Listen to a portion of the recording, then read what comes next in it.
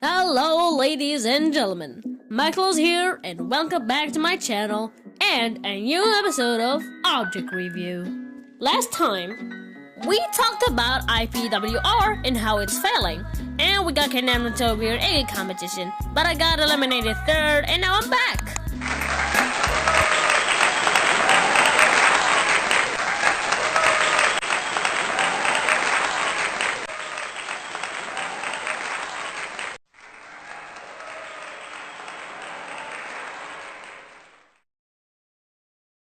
So, for today's episode, we'll be talking about...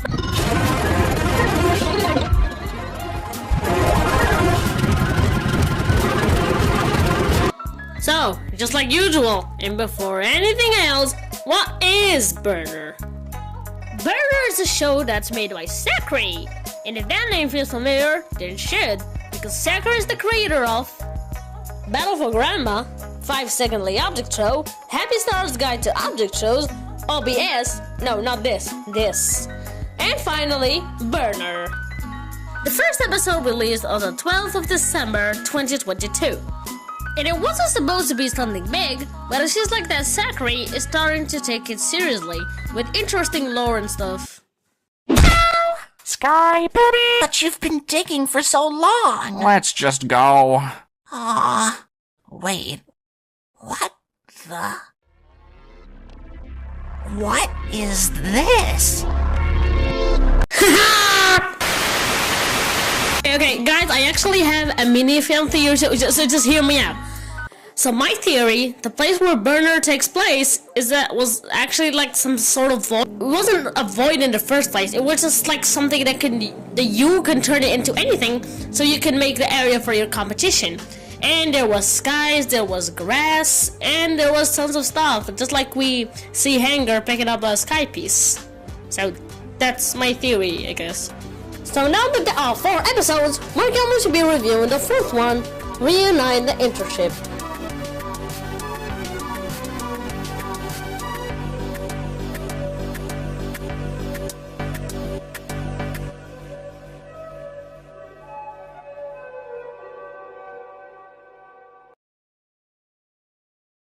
The episode opens up with Peli just standing and doing nothing, and then the roof suddenly opens and a penny falls from it. And I think this is the first time we see the roof. And then we see Chishu's giant coins collection, which then turns out to be just 2 coins. Then we see a giant weird rubble which was covering Rumi, and then Daddy Longlegs tries to get rid of it so he can get Rumi to do the elimination. And then we see Daddy Longlegs using his imaginary Rumi to get the voting results. And sadly, Hanger is eliminated. And for this episode's challenge, the teams need to stay on top of a tree. The first 2 teams to fully fall will be up for elimination. And of course, Regulus nervous because their team only has 2 members. But then Limey lies about them being too powerful and whenever so they can easily lose. And Daddy Longlegs doesn't care and he just lets them be 2 people on 1 team. The challenge starts and everyone is on their trees. Limey first hits Blado with a stick, which of course Robles isn't happy with, and she hits Limey back.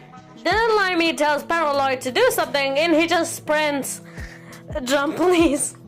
This kid just tries to do some sort of reverse psychology or something to make Rosie jump, but of course it does not work. And now Peli, the genius of the show, has an idea. What could it be? The idea was to throw himself at one of the contestants and make them fall. Play-Doh then tries to get rid of Peli, but he accidentally pushes Rosie down. And Peli falls down too. Then the delinquents try to head for the strangers, and Lemmy just prints a gun, and Chishu thinks that he got shot and that he will die. Imaginary bullets hit pretty hard, huh? But Limey didn't shoot you, he just pretended to! Yup, it's dangerous in the land of make-believe. But before I go, Record, you must know that with the right motivation, you can do amazing things. You just need a sandwich. Tissues, you're not dead. Oh, okay. Let's send an imaginary missile to the delinquents. Pew! That's not going to work. This scene right here proves my theory more, that you could use this world to do anything you want and turn it into anything so you can make it a competition. Anyways, now that all of the delinquents are on the ground, they're the first team to be out for elimination. And Kit broke one of her chocolates. But they just used the kill and recover trick on her, and now both of her chocolates are back. After that, Eraser tells Isha that it's nap time, and they just freaking fall asleep and they fall from the tree, and then Rickard is all on his own. But then he remembered Tisha's tip, and he decided to take matters into his own hands, and all if he didn't because he just falls from the tree and he causes his team to be out for elimination. Then we see Hanger and Pina, and they have decided to start again into the rubble to find Rui, but after hours they didn't find anything.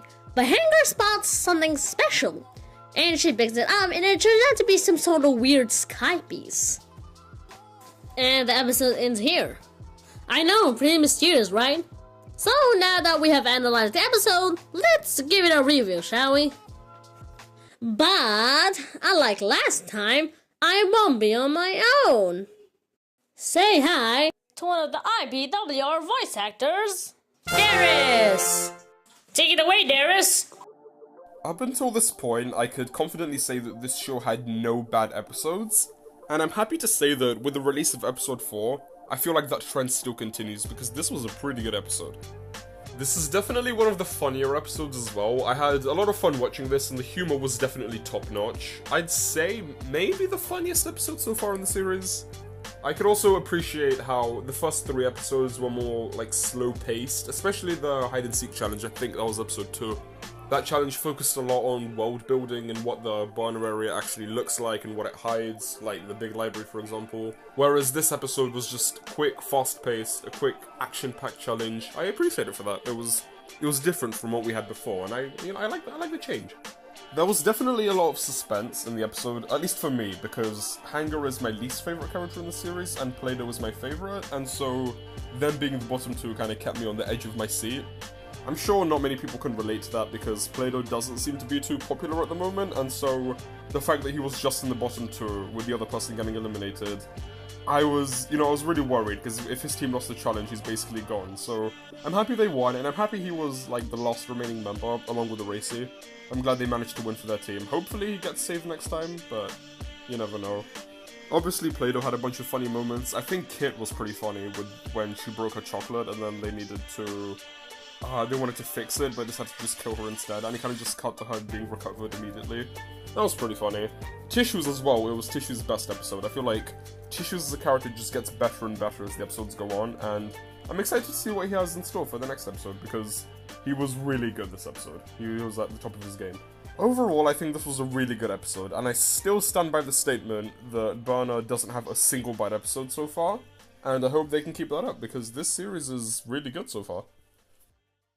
Alright, Darius, that was great. Thank you for being here today.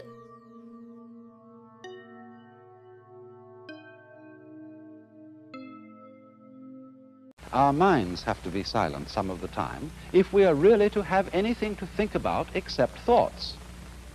You know, there is a popular proverb which says that talking to yourself is the first sign of madness. So, as I was saying, thank you, Darius. But now it's time for me to come in and wreck this innocent show. Nah, I'm just kidding. This episode was great. So, first thing first, I noticed that the animation is smoother and better. And as for the writing, oh my god, I'm in love with Sakure's writing. I just love how creepy and mysterious Burner is. It's just the type of shows that forces you to watch the whole thing.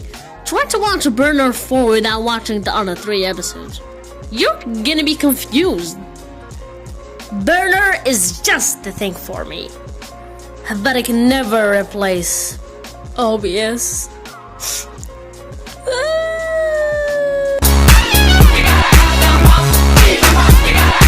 The voice acting is good as ever.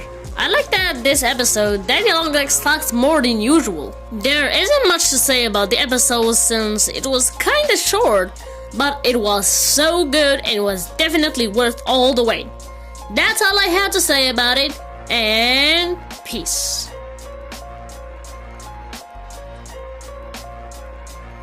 I wonder if people still like OBS. Well, guess only one way to find out.